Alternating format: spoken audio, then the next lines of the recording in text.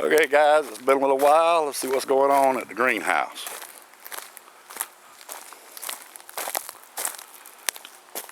Oh, I just hoed these things yesterday and day before. Fertilized this side.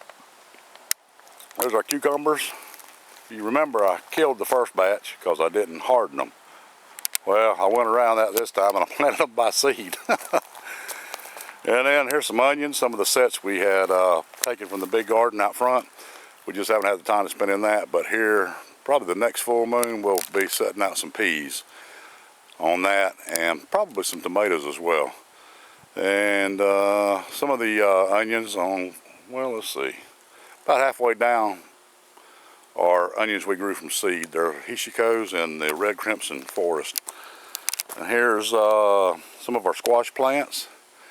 They go down about halfway. Those are lemon squash, and then the straight neck squash start after that. Then it makes a turn around in front of the greenhouse, and we have a few more straight neck squash, and then we finished out with crook necks. So here's some little peppers that we've just set out. And again, these were all fertilized yesterday. And over on this side, there's my bushes, Bobby, that you said I had some kind of worm, but the information you give me about the worms eating the leaves was good, and I did Google it up, and man, you were right on the money. Dadgummit, I hate to keep admitting that.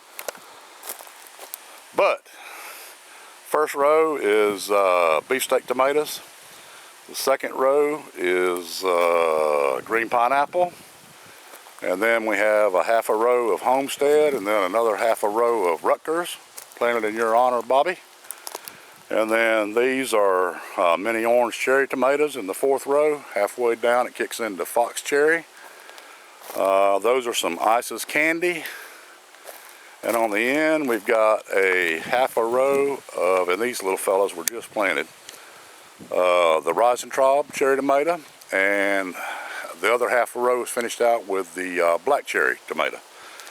And then we still have, from where the Isis candy stops right down there, that half a row and then another full row, and those are for our black tomatoes we're going to be setting out that I've never tried and looking forward to it.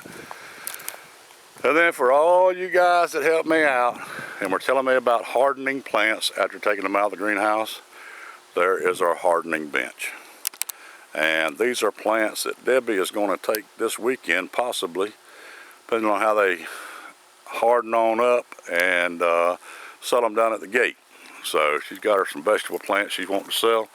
You can see that we rigged up microjet to these as well. We just flip a valve and we water those things too.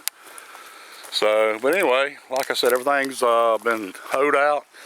Microjet's fully run now. The plants are doing well, and what we did is our holes for each plant, I went ahead and filled with the jungle growth compost, and also I put a half a teaspoon of bone meal into the hole itself as well.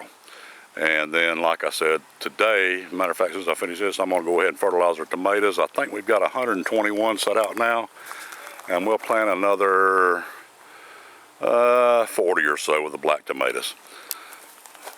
Then coming inside, see our greenhouse, and there's the romaine once more, and the onions are coming on now. And then we have some iceberg lettuce and some romaine lettuce. Then that's all juice and salad stuff we've been using. Now you see our beets beginning to come up. Well, actually they've been up, but they're beginning to grow now. That's a row of Clemson spineless okra. The middle row is the Texas cowhorn, and then this is a row of the red burgundy. We'll set up quite a bit of okra out in the bigger garden a little bit later. But this okra here we'll use as juice. We juiced about everything. And if you look closely, you can see some more beets, more beets, more beets. And we have found that they are very, very good for you, and really make the juice taste good as well. So, but anyway, these are, let's see, 1, 2, 3, 4 rows of peppers. They're just now kicking off good. There's a few more cucumbers I'm going to pot. Debbie's got some celery started over there. Here's a few bell peppers and a couple more cantaloupe coming. Then these are our black tomatoes that we just took out of the seed trays. These are the Sarah Blacks. These are the Carbons. And then here are the Southern Nights. And then here's some Rosentraub and some cherry tomatoes that we just put into the 6-inch pots. We're planting them before long. There's the new radishes. There's some of the older radishes that we had. We just about finished them jewels up. There's mustard greens and collard greens and cauliflower. And then beside it is broccoli, and beside it is cabbage. And this will all be juice stuff. And well, like I said, I know it's close, but even the mustards and collards, and even the broccoli and cauliflower and cabbage, we pick some leaves and put them in our salads. Then we've got just a couple of spinach plants, and then some arugula salad greens, and then there's some Brussels sprouts. Get you up a little closer, you see. And then these are all different types of greens. I've got some Rouge de Hiver, and then a Four Seasons lettuce. They're lettuces, I'm sorry. And we've got some Asian red, and then some, what's the other one? Red romaine.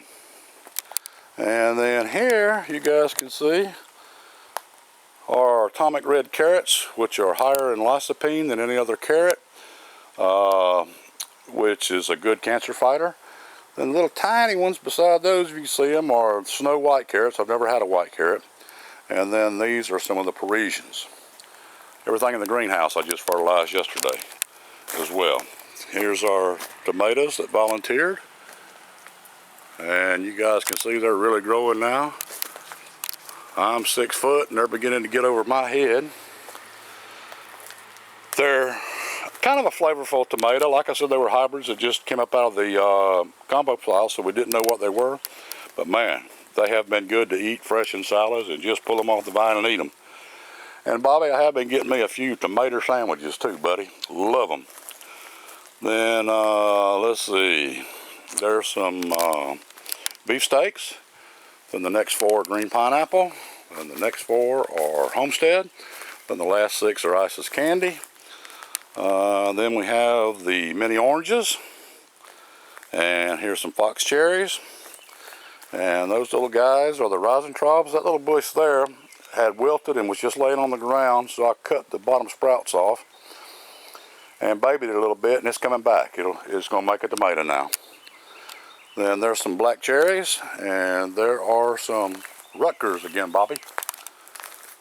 Oh, let's see, what else? There's the Listata de Gandia eggplant with another one in front. Then 2 Ukrainian beauties, and then 2 Florida markets, and then there's 2 hot peppers and 2 more hot peppers. One is Anaheim, which is not this one. These 2 are the Corne de Chevre, I think. And then those 2 are the Anaheims. There's the Japanese cucumbers. They're doing well now. That's also what we have out in the garden.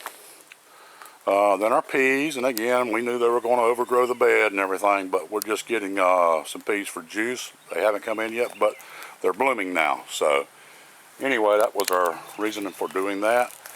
Here's a few more beets that we'll plant as they come on up a little bit. That's the Lutz salad beet. Those are golden beets, and these are the Detroit red beets, dark reds. And out in front of the greenhouse, the first row, little fellers, that's the eggplant. And we have 3 different kinds. And then on the end down there of that row is some Corne de Chevre hot peppers. And then also there is some of the more of the Anaheims, the hot pepper. And there's some of Deb's strawberries coming up. And then the last 2 melons on the end are cantaloupe. And then there's sugar babies. And then jubilees. And then, excuse me, the Georgia rattlesnakes. So, but man, they're beginning to grow now. So they haven't been in the ground that long. And they all got a shot of fertilizer yesterday. Got hoed around, the ground aerated. And guys, that's about it. But again, you can see how well those volunteer tomato plants are doing. And man, they've been a godsend as far as keeping us in some tomatoes. And a lot of times I'll have like a salad, slice a tomato or two on the side, and that's what I'll have for supper. So last night, I gotta tell you, it was lima beans and ham. That's been cooked, I guess about a week now. And I've had it 2 or 3 times, and we just continue to warm that stuff up every once in a while. And good night of living. The more you warm it, the better it gets. So, and I had some tomatoes with that last night. Put in some sweet pickles, bread and butter pickles that I had pickled last year, and cut up an onion. And good night of living. That was good stuff. So again, guys, that's what's going on. That's what we've been doing. And it's slowly but surely coming along, and I can tell you, man, this thing was a killer. Getting everything laid out, getting the plants growing off, getting them transferred from seed trays into 4-inch pots. Then as they grew, getting them into 6-inch pots as we needed. And then getting the beds laid out, getting our microjet run, just getting everything organized, the building erected. Digging the raised beds for it, and all you guys that have these greenhouses know what I'm talking about. But man, it was just a killer. And when you're getting old like I am, it was a killer. But thankfully, Mark and Corey and Elmo were able to help me out as much as they could. Debbie's been a big help and enjoying it. She pulled a mussel week before last. She was undoing, actually, we had 2 hoses together and I snugged them up pretty good, and she was taking them apart, and she felt a pop in her chest, and we thought it was her port. But it eased off after a day or 2, so she thought it was fine, but she was still questioning whether it could have possibly been the port slipped or twisted, you know, in her chest area. But it eased back off, and then she was mopping, I don't know, 4 or 5 days later, and bent over to pick something up and felt it pop again. And so we immediately took her to the hospital. She called her cancer doctor about the port. He said it sounded to him as if possibly it had twisted, the tubing had twisted some. So he wanted her to check it out as well, and she wanted to go just for her own, you know, benefit, as just knowing that it wasn't that or it was that, and then what could we do? But it ended up just being they did the x-rays, and it was just a pulled muscle. Everything was fine. So anyway, she's about to get over that, and then she can be some help again. But like I said, we've just really taken it easy with her. And then the last few days, I had a pretty good sinus infection, but it never did really get on me. I just didn't feel real good, but you could tell it was a sinus infection just from the way I felt. But I got to tell you guys, and for what it's worth, it may not mean anything at all to y'all, but this juicing has benefited Debbie and I both so much, it's unbelievable. We feel so much better. I mean, here she is with stage 4 cancer. She does great. Her blood tests are perfect every time we go. She does everything and anything she's ever done and more. She feels better. We just had another good friend of ours that started, and by the way, I've lost, I'm down to 270. So I lose another 3 pounds. I get down to 267. I've lost 50 pounds. And man, what a difference. But again, I've dieted before and everything else, and but I love to eat. I got to tell you, I love to eat, and I love to cook. But this juice, for some reason, has sparked me in some way that I don't eat as much. I try to make myself eat better. I eat a lot more nutritiously, as well as Deb. But guys, this juice is very, very beneficial. And if you guys don't hear one thing I'm telling you, at least consider getting a juicer and juicing some of these good, fresh, nutritious vegetables. What a game changer it's been for us. And I was fixing to tell you, we had another friend, good friend, and he had been watching Debbie and myself, and finally he broke down, him and his wife, and wanted to know what we were juicing, how we were juicing, what juicer, blah, blah, blah, blah, which we use a Jack LaLanne model, or Jack LaLanne, I'm not sure. But anyway, Sonny called me last week. They started about a month ago. And Sonny called me, well, just a couple of days ago, this past week, and told me that he just got back from the doctor and he had lost 11 pounds. So anyway, guys, there's no way it can't be good for you. I've been doing a lot of research lately on what is actually in each vegetable or fruit that we are juicing. And man, I got to tell you, it is amazing the nutrients and the different fighters that these juices provide your body with.